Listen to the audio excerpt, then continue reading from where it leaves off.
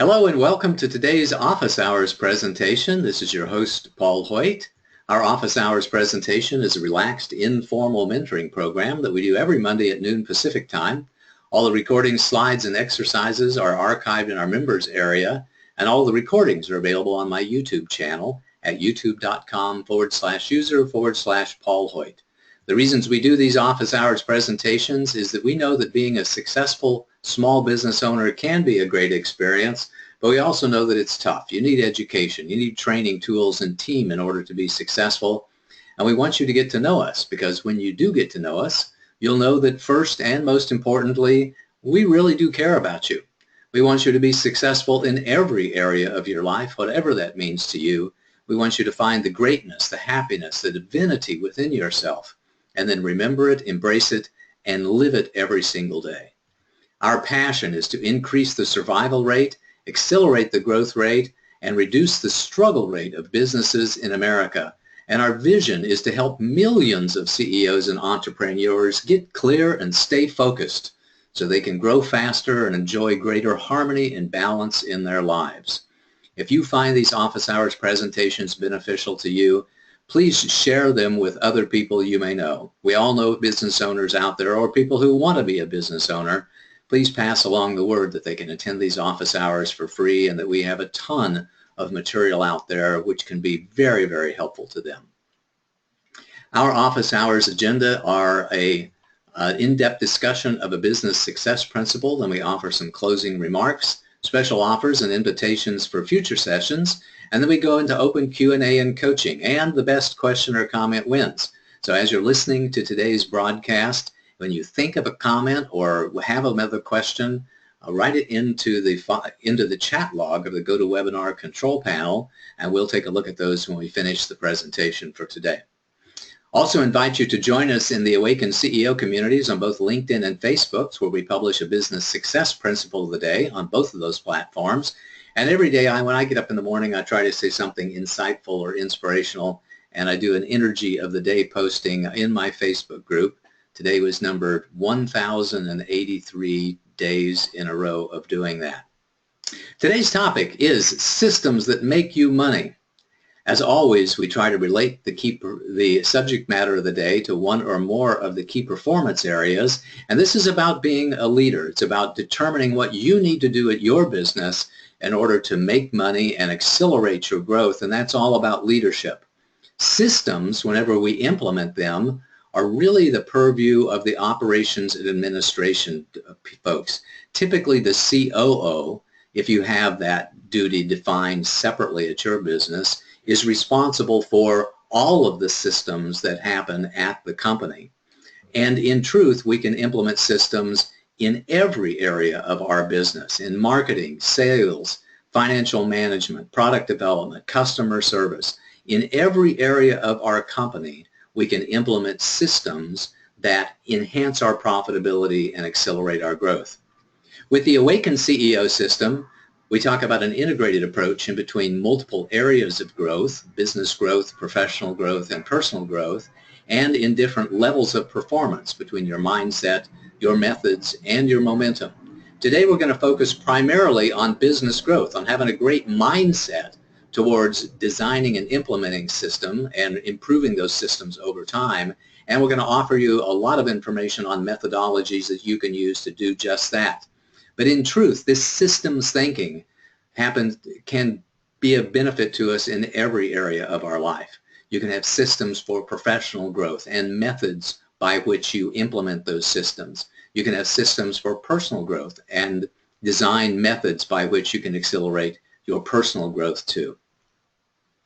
In today's conversation, we're going to talk about some definitions to start off with. We'll talk a little bit about systems theory. We'll talk about systems engineering, business process reengineering, systems management, and then we're going to sum it all up to the bottom line. So let's get started with some definitions. First of all, there are a lot of terms, policies and procedures and programs and systems which are all kind of interrelated and overlap in some way. So I wanted to talk a little bit about the way that I use those terms and I think are generally accepted ways of using those terms. First of all, a policy is a formally accepted and or required behavior at your company. So you can have a human resource policy. You can have a policy for managing challenging clients. And those policies can have systems associated with them. But the policy is the rule of formally accepted required behaviors, and the system is the way by which we implement that rule. A procedure is very similar to a system. It's an official way of doing something. So we can have a system which is a non-official way of doing things, but whenever a company adopts a procedure, that becomes the official way to do something. And yes, procedures are in themselves types of systems. A program then is a planned series of events which may or may not have a system associated with the program, but typically those that do events a tremendous amount, or those who write computer programs, will have a system by which they design the program. And then a system really has two different definitions to it. First of all, the definition that says a system is a connected set of things that form a complex whole. We're going to give you plenty of examples of that here in just a few minutes. Or a system can be an organized method of getting something done. And we're going to give you plenty of examples of that here in just a minute too. Systems theory is a descriptive process. Whenever we do systems theory, we define the components of what we are taking a look at. We describe the components. We describe the interaction between the components. And we describe how that system is going to change over time. So let me give you some examples of ways in which we would apply systems theory. So ecosystems is a pretty good example. You've heard people talk about ecosystems a tremendous amount, and how there is a food chain, and how in our ecosystem we have insects that feed the small animals, that feed the predators, that feed you and I. We have plants that grow, that create fruits that we can eat and vegetables that we can eat. And then in our ecosystem we take the remaining parts of the plants and we turn those into compost that again feed the seeds that create this entire ecosystem. An ecosystem is a great example of the type of system that we would want to study. Weather systems, of course, are patterns of weather, of temperature, and of precipitation, etc. Economic systems evolve over time, and we study economic systems so we can understand how they work so that we can best interact with those systems. And certainly recently we've had a lot of information about political systems, about how the political process works in the United States and in other countries, and studying that political system of engaging with the electorate and planning to win an election by getting the electoral college to vote in our behavior, in our preference, of course, has been really interesting the last several months. Actually, it's been a little more than interesting. It's been challenging, I'm sure, to many of us. And we have investment systems, real estate investment systems, stock market investment systems, commodity investment systems, private company investment systems. Those are all examples of systems that we might have outside the context of our business that it would be beneficial to study. Why? Because when we study them, we have knowledge, and knowledge is power. When we really understand how a system works, we can predict the future and predict how that system is going to evolve over time, and we can influence or impact the dynamics of the system and the outcomes of that system. When we understand, for example, how investment systems work, we can interact with that system and maybe even influence that system if we have enough leverage over the system itself. If the systems are small and we have a lot of power, we can actually influence the system and change the dynamics of the system over time. Here's some business examples of systems that we may want to interact with and may or may not have a lot of ability to influence or to change the way the system works. Google's page ranking system, since it first came out in 1995, 1996, has evolved over time, And now it's everything we can do to just understand how that page ranking system works. Airline and hotel pricing systems are quite complex. And I don't know if you know this or not, but you just don't have to show up online or go to someplace in person and buy the ticket at the current price or reserve your room at the current price, because the hotels and the airlines all have systems by which they adjust their pricing over time. And when you understand how they make their money and what they really want to do, you can interact with the system in a way that helps you make money.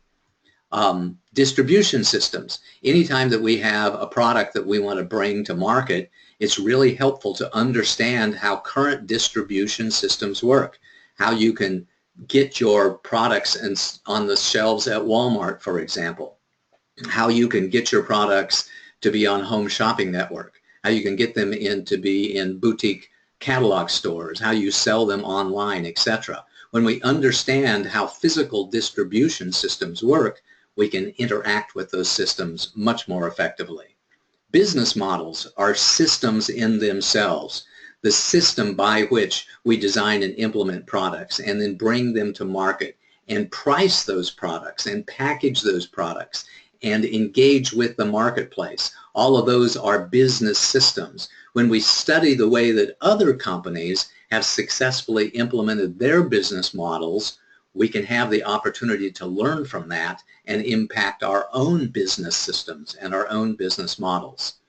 The Lean Startup methodology is a system by which we bring products and services to market. And if you're bringing new products and services to market, I strongly encourage you to understand the Lean Startup methodology and the brilliance and the wisdom behind it so that you can incorporate all of that or parts of that into your business.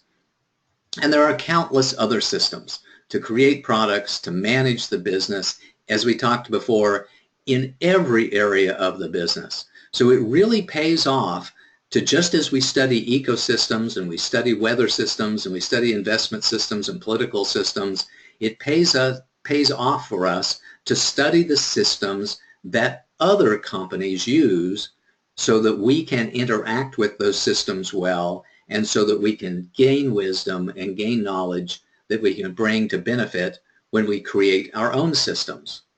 When we create our own systems, that's not so much studying other ones as it is doing systems engineering. This systems engineering is a creative process, not a descriptive process. We define the desired outcomes that we want. We break the job into component parts. Then we describe the interaction of the components. We sequence the components, and then we develop the system. And hopefully, before we put it into operation, we test and then we implement the system. The value of doing our own systems engineering at any place in our company is improved productivity, greater efficiency, greater alignment of resources that allows us to achieve our goals much quicker and with less effort and less expense, and can result in increased profitability. Now, there are a lot of businesses out there that don't have the goal of increased profitability. Nonprofits, charitable foundations, etc. Their mission, their purpose is different than those of us who run for-profit businesses. But ours is to increase profitability, and we want to focus on implementing systems to increase the profitability at our companies. Here's some examples. Lead generation systems. We want to put systems in place to get more qualified leads in the door so that they can interact with our sales system, and so that we can convert more of those leads into sales and increase the value of those sales, and over time increase the lifetime value of our customer. We want to implement accounting systems so that we can keep track of all of this and fairly pay our taxes and engage with governmental agencies. We want to have opportunity tracking systems so that we see not only the opportunities to do business with customers, but also opportunity tracking systems for creating new products and services and for engaging with partners and affiliates and alliance folks.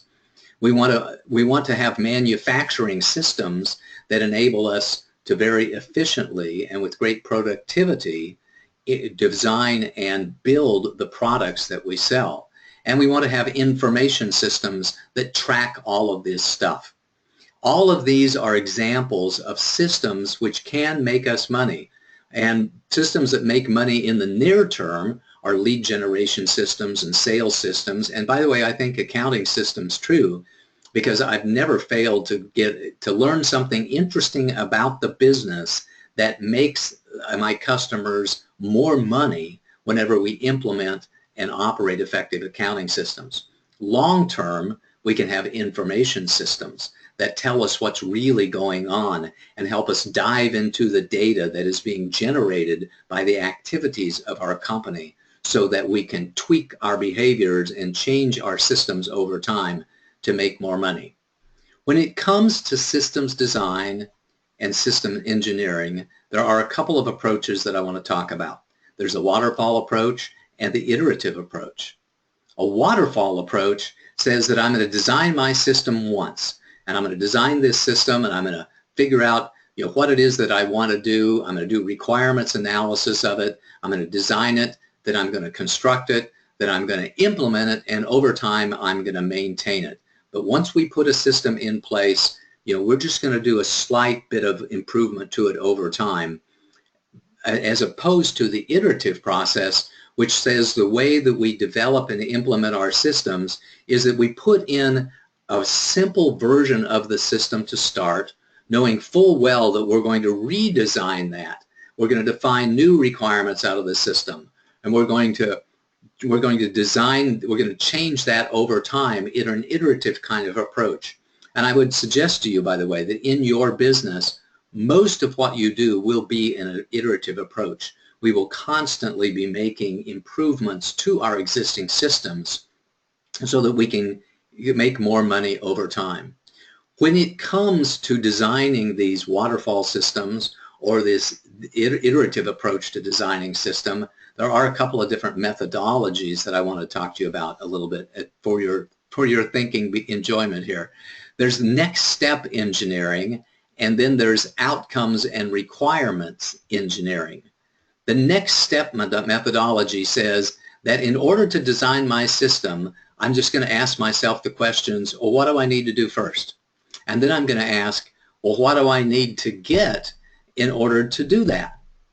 And then I'm going to ask myself the question, what do I need to get and what do I need to do after that? It's a forward planning process. We start out by saying, okay, well, what do I need to do first? Hopefully you have some sort of a big general idea about where you want to go, but we start out by just saying, okay, what do I need to do first? And then what do I need to do next? And then what do I need to do after that? It's a next step methodology to designing our systems and creating the plans with which we're going to work. For outcomes and requirements methodology is quite different. With that, we define the outcomes in as much detail as we can, and then we ask ourselves the verbs and the nouns. The verbs are, what do we need to do in order to create that outcome? What's the last thing that we need to do just before we achieve that outcome? And what do we need to have in order to do that last thing that we need to do? And then we ask ourselves, what do we need to do before that in a backward planning scenario? So we start with the end game, figure out, okay, what do I need to have in place just before that happens? And then we ask ourselves, what do I need to have, which is the nouns. The verbs are what do I need to do.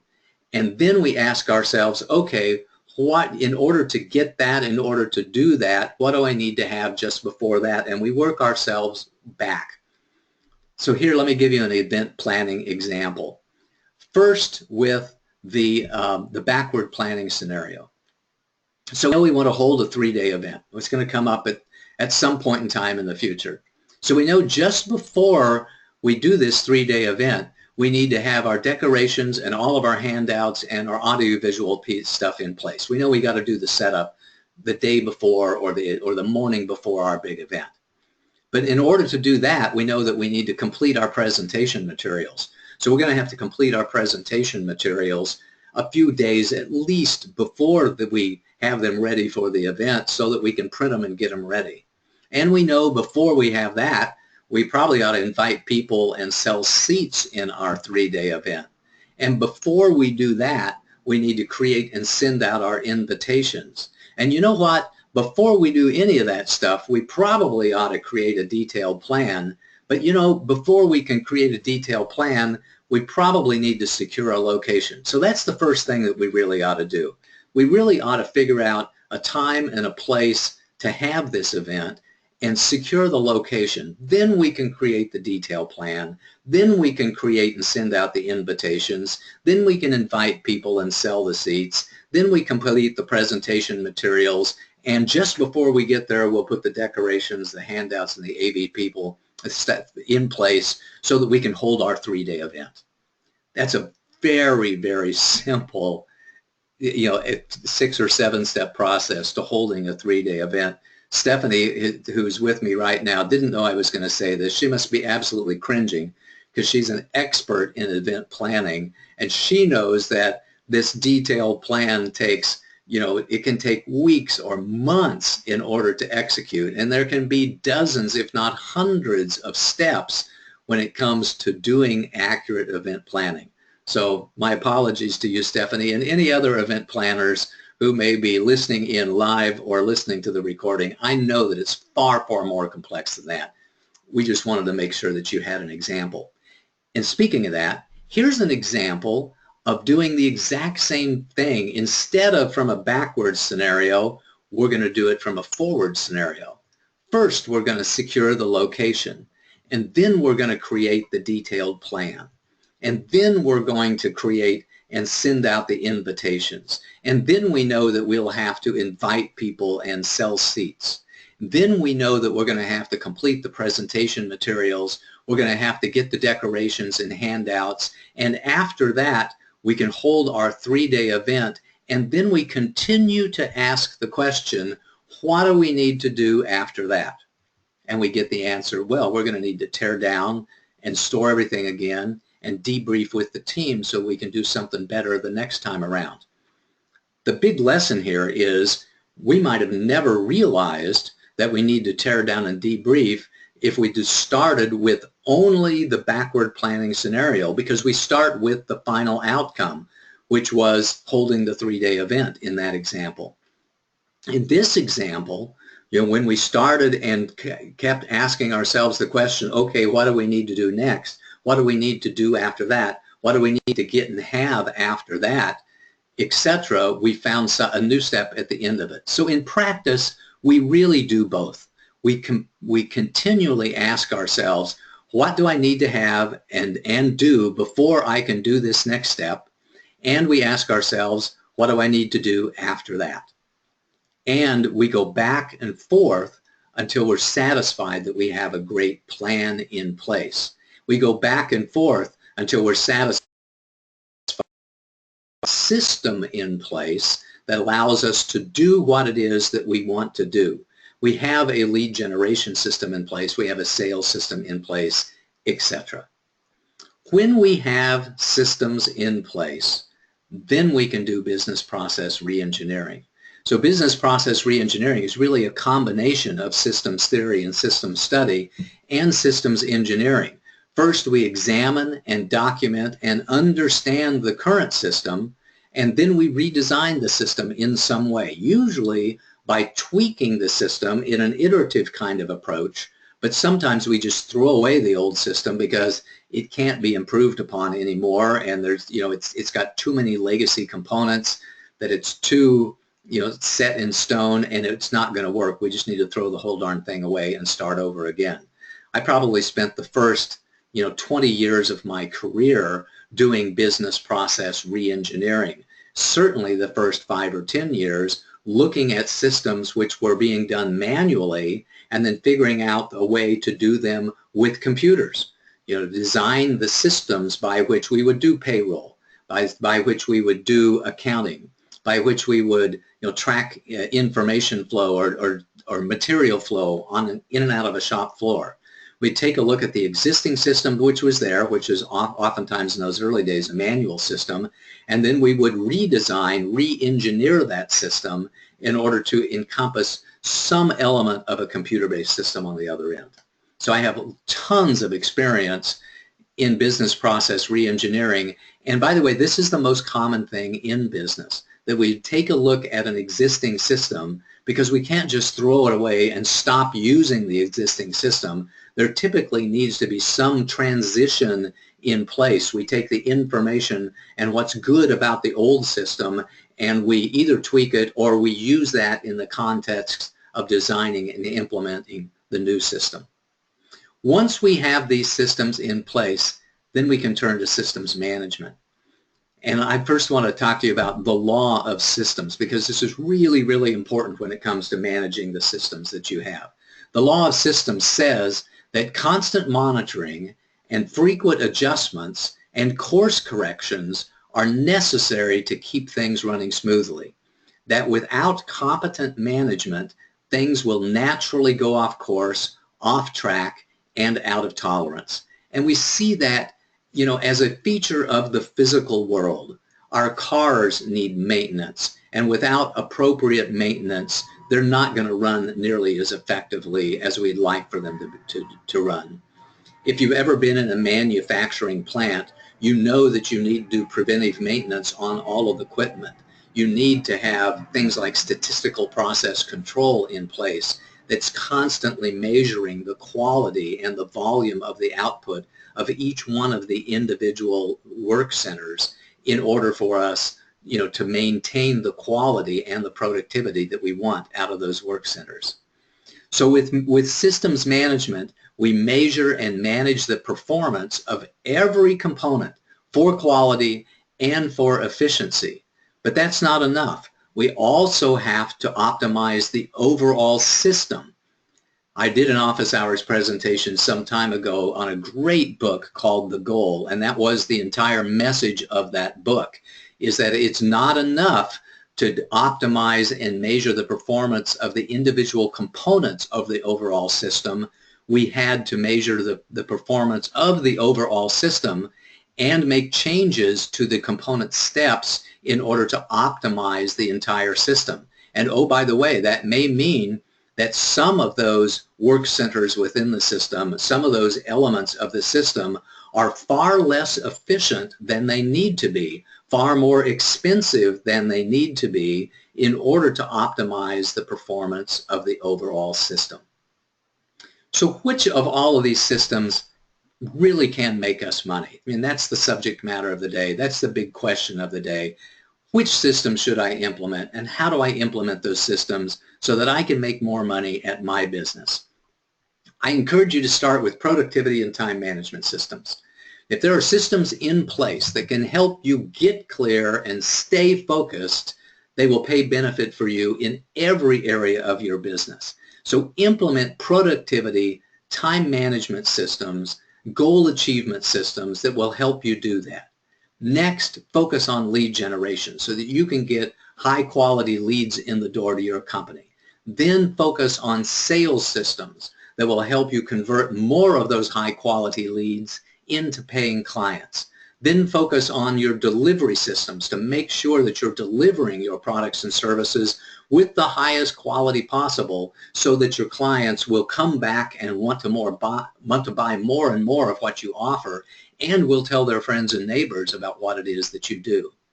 Make sure that you've implemented financial management systems along the way so that you're able to track your expenses and track your income so that you know how much money you're really making and how you are making that money.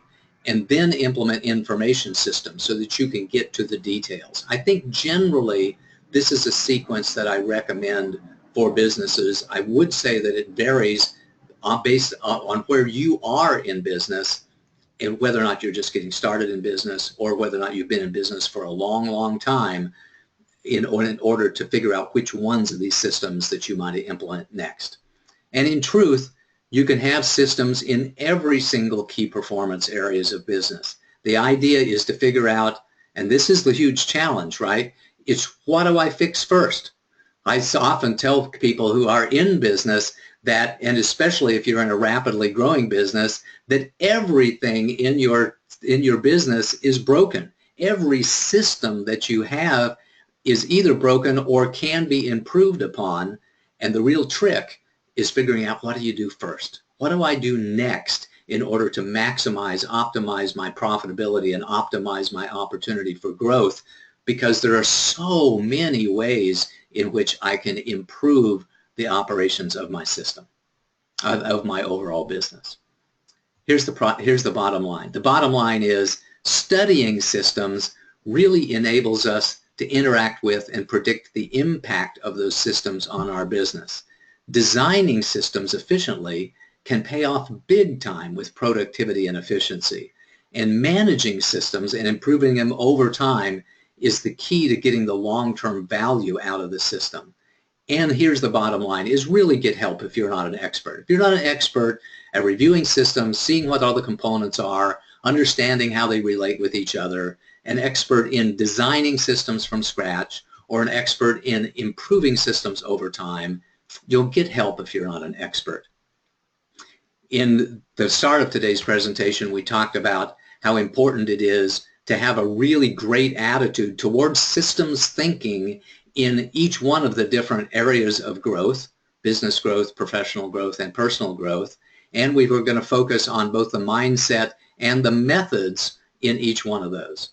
Well, for the mindset point of view, it's really important that you understand the benefits of systems in every area of your life, and that you have a very positive attitude towards interacting with the systems that exist, and a positive attitude towards implementing new systems and tweaking the systems in your business over time. I really want you to believe that you can design, implement, and manage systems effectively in your business that improve your profitability and increase the growth of your business. The methods by which we do that, we talked a little bit about. We talked about the next step methodology to designing systems. We talked about the outcome and requirements-based methodology for designing system. We talk about the iterative approach and the waterfall approach. I strongly encourage you to study systems with which you must interact, which is a methodology in itself. And I strongly encourage you to study the waterfall and the iterative approaches to designing and maintaining systems, and to use both the next step and the outcomes and requirements methodologies as you design and you update your systems over time. And again, as one of the methods that you might choose, work with experienced professionals as appropriate at your company. And everybody can make little tiny tweaks to their system over time. We see those areas of improvement, we can do that. But if it comes to overhauling your systems because the little changes that you know how to do yourself are not really working for you, then it's time to call in a competent professional to help you get the benefit out of the systems at your company. That's been our agenda for today. We talked a little bit about definitions, policies, procedures, programs, and systems.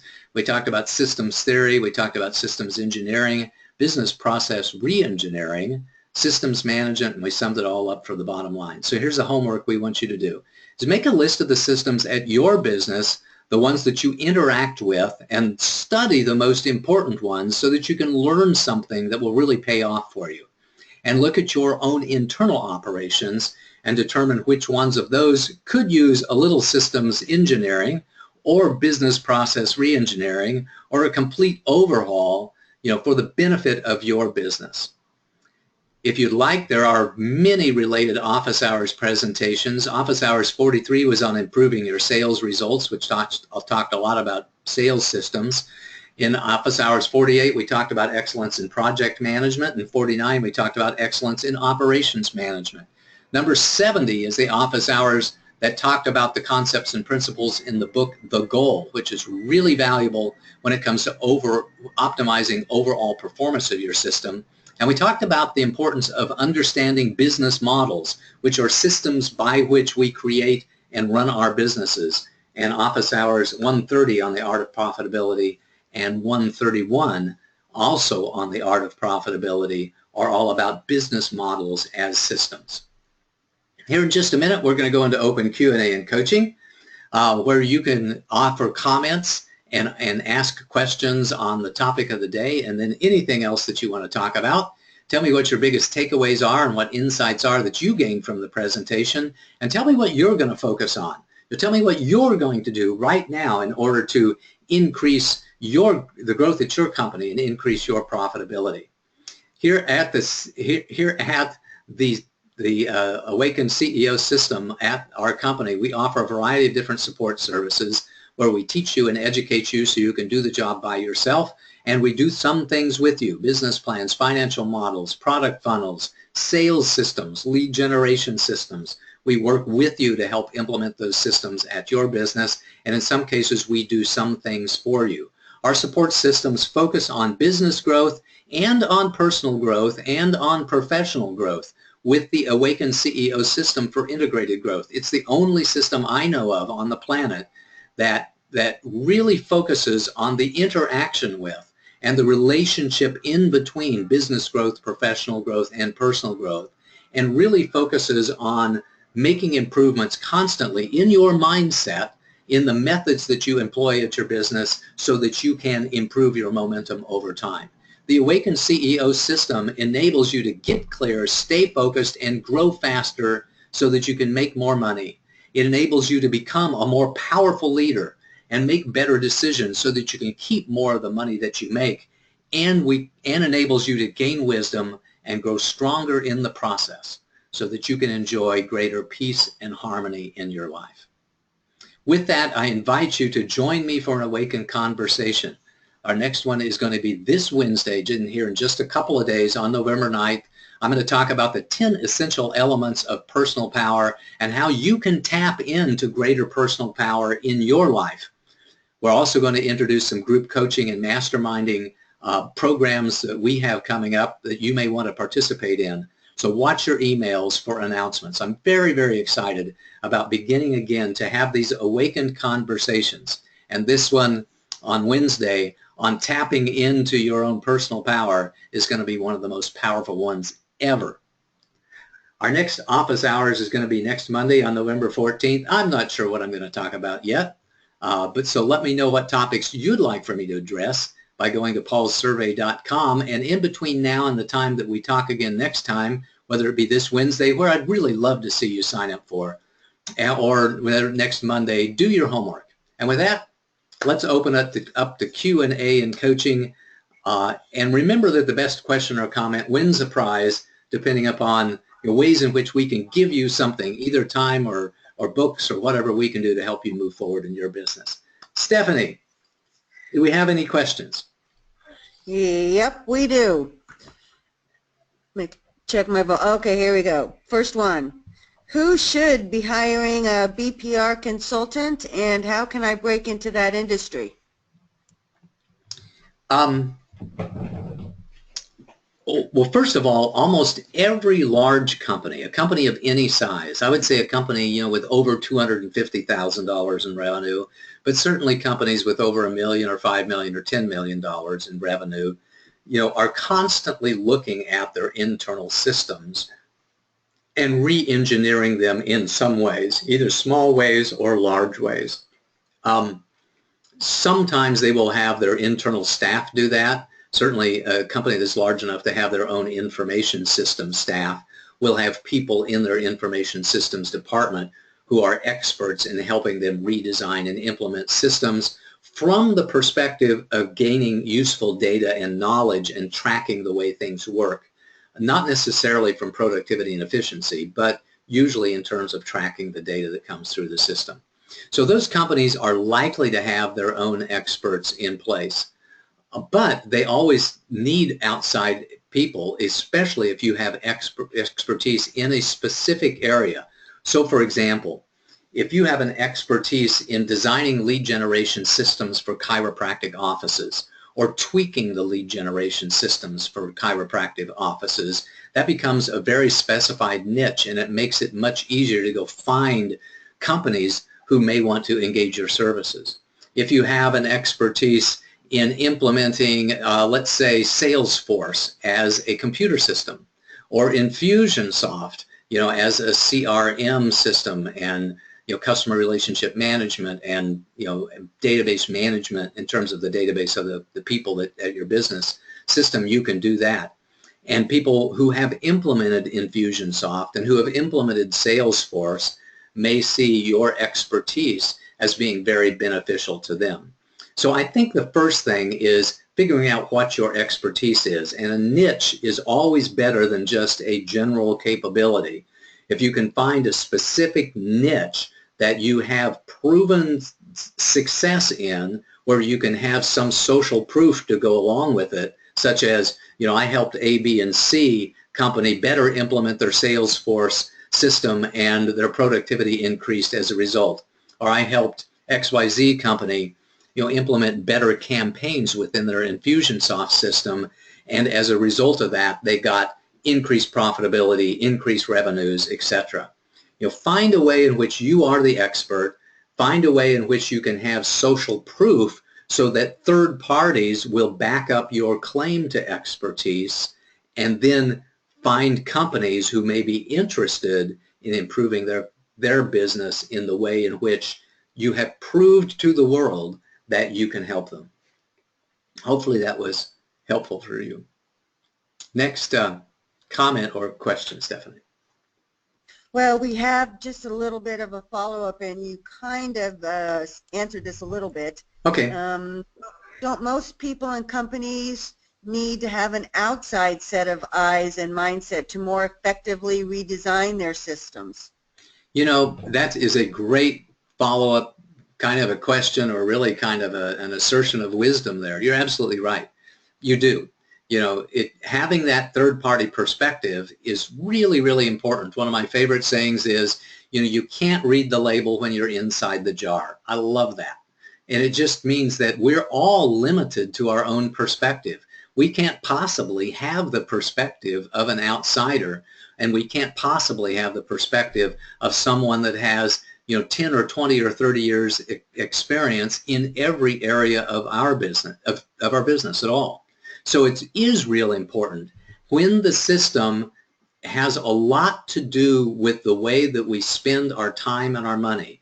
If it's the system that generates revenue, or it's a system that consumes resources in some way, then there's an opportunity to re-engineer that system or replace that system for greater revenues or for better expense control. So you're absolutely right. If you can afford to have a third party come in and just, even for $1,000 or $5,000, for $10,000, come in and take a look at this system to add their ideas to the system, it is a pretty darn good idea to do so. So great comment, great follow-up question. I really appreciate that. Next one, Steph. Okay. How does Google's page ranking system work?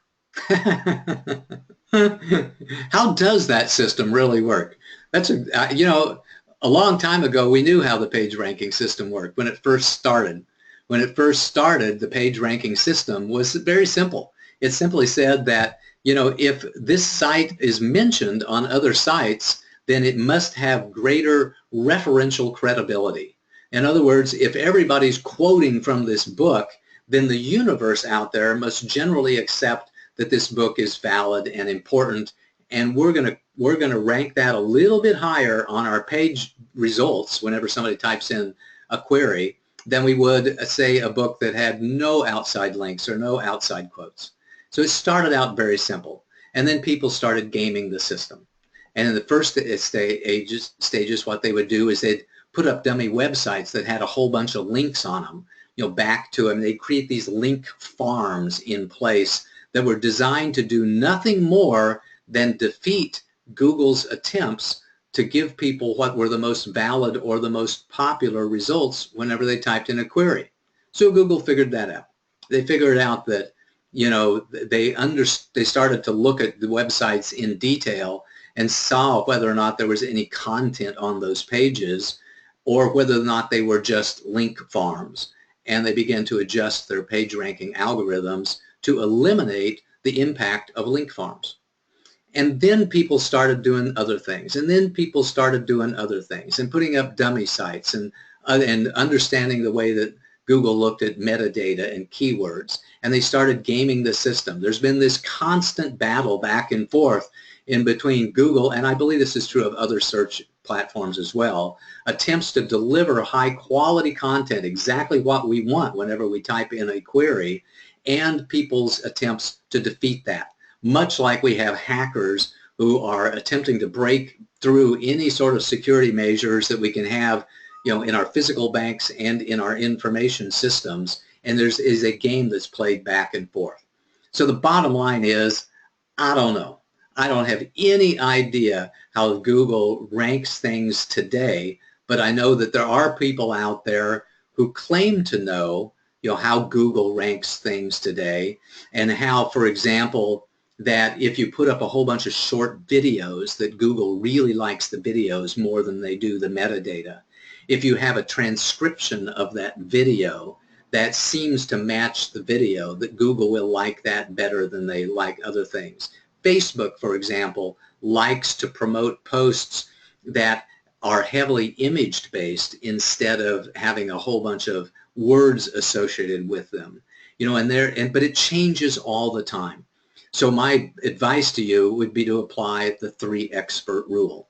The 3-expert rule, and those of you who have listened to Office Hours before have certainly heard the rule. And it says that anytime that you don't know what is going on, that you engage with at least 3 experts. And in this particular example, ask 3 experts the question of, how does Google's page ranking system work? What do I need to do today in order to get my website ranking higher and higher on Google's search results? And be aware, however, that the world has gone towards internet marketing, and it costs a lot of money, and it takes a lot of time, usually, to get ranked high on Google. If you have something as simple as business consulting, or we do social media consulting, or we help people implement accounting systems, you're competing with the world, and you're competing with a world that has a significant marketing budget. It is a challenge, a real challenge of time and money to get yourself ranked high in the search results for almost any search term these days. So as you ask those experts, how do I get my stuff ranked higher in the search results? And of course, ideal is on page 1, because almost nobody visits page 2. How do I get to be on page 1 of the Google search results? Don't forget to ask the question, how long will this take me and how much will it cost me? Because the answer could be, and I think in many cases it is, $100,000 over 18 months. It costs a tremendous amount in order to build up the content and deliver the content repeatedly over a long period of time, so that Google recognizes you for who you are, somebody who really has made benefit to lots and lots of people over time, and has historically shown to be a person to add value and content over time in the web postings that you do. I think, by the way, some magic's happened to me and for me after I put up the 100th Office Hours presentation. This is number 141. Some of those are live coaching. Some of them are, when I'd redone a popular Office Hours presentation from 3 or 4 years ago. But about 100 of them are brand new presentations. And I had a little bit of magic start to happen after my 100th Office Hours. And that was, we started getting leads off the internet. I've gotten 2 or 3 clients in the last couple of months because people typed in the search words, they found my videos, they watched an Office Hours presentation, they liked what they saw, and they sent me an email, and I had some conversations, and I was able to help them move forward in their business in the way they wanted to move forward, and I'm grateful for that. I wish that it hadn't taken me 3 years and 100 broadcasts in order to make that happen, and I wish that it wasn't going to take you as long to make that happen as well. But the bottom line is, to understand how Google's page ranking system works, to do effective search engine optimization, and to make that happen in a predictable manner over time, takes a lot of time, takes a lot of money to make that happen. Hopefully that was helpful to you and not too terribly discouraging. You'll go out and find those experts. See what kind of answer they give you to the question of how long does this really take and how much is it really going to cost me. Next question, Stephanie. Okay. Assuming that you do not have or understand the systems of your business, what should be the first step? What systems should be immediately adopted into the business's operations? For example, or for instance, for a service type business like a dry cleaner store or a convenience store. Well, a service business, I was going to answer that different until you said dry cleaner or service business. For a dry cleaning operation, well, for either one of them, let me answer it in general, the way that I was going to answer it for everybody. When you listen to the Business Survival Boot Camp, which is one of those free presentations that I offer people, you'll see that my focus is very clear on number one, you have number one is that you engage with the marketplace as quickly as possible so that you can learn the lessons that only the marketplace can teach you. And number two is to have a relentless pursuit of financial stability. So let's take the dry cleaning example first.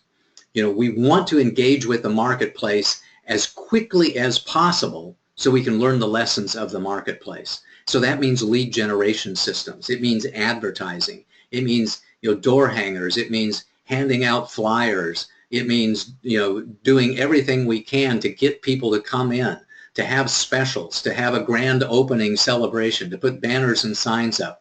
We need to engage with the marketplace as quickly as possible to begin that revenue stream flowing into us.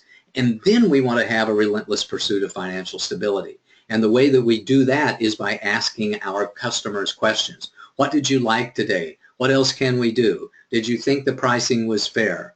And doing service with a smile and continuing to engage with them so that you can ask yourself the questions about what lead generation systems worked, what advertising and promotion strategies and tactics that I designed and executed actually worked to help me gain revenue at my business. And then we can have the relentless pursuit of financial stability. So first, we engage with the marketplace. And by the way, if you don't have a dry cleaning or a place or a retail establishment, if you have a service business or you're trying to bring new products and services to the market in a way that's not a storefront, then we really want to use the lean startup methodology, which is really focused on engaging with the marketplace, but we do that at the design phase of our product, not at the implementation phase of our product. So when we're designing our products and services, we engage with people who we think might be our customers with the idea of finding out who our customers really are and what our customers really want so that we can design products and services that they're really going to buy. So if you're bringing new innovative products and services to the market, start with the lean startup methodology. If you're a dry cleaning or retail establishment, before that, let's go study existing systems. And by that, I mean study your competitors. Go out and look at how other retail establishments have done their merchandising and make sure that you understand how valuable merchandising is and some of the concepts and principles in merchandising before you decide what you're going to put on your shelves and where on the shelves you're going to place that stuff. Go look at other dry cleaning establishments and see how they're advertising, see how their store is laid out, see how they're pricing their products and services so that you can understand what already works in the marketplace and give yourself a running head start towards profitability at your business. Hopefully that was helpful to you. Next question. Okay. Yep. I think we got time for one more, and this is a good one. Okay. I much prefer to wing it and base a lot of my plans on my intuition and from what I get during my meditations. I don't think I really need systems, but people in my circle keep saying that I need them. I could use some advice. Well, there are different mindsets that we're all blessed to have, in some measure. Some people are highly visionary and creative. Some people are highly analytical. Other people don't want to think things through and they don't want to create things. They just want to get the job done. There are people like that who love to just show up for work every day and say, okay, what do I need to do today? And they've got a checklist and they just focus on it and work on it. They make great assembly line workers. They make great clerical staff. You know, they really are great to have around.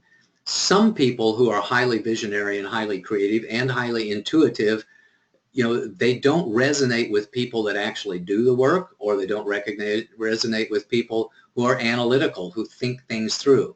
You know, I'm an analyst. I mean, that by nature, I have a pretty good balance amongst being a visionary creative person and being a person who loves to get along with other people and form great relationships, long-term relationships, lifetime relationships, and being a person who loves to analyze and create plans, and being a person who loves to implement those plans and get the jobs done. In fact, most successful CEOs have a balance in between those thinking styles and can do at least a little bit of each and every one of them. But some people do not. Some people are purely an analyst or an organizer. Some people are purely an implementer. Some people are purely relationship focused. And some people are just visionary and creative focused. The key thing is there, if that's something that you're not doing, you're not interested at all in doing for yourself, then get somebody on your team who is.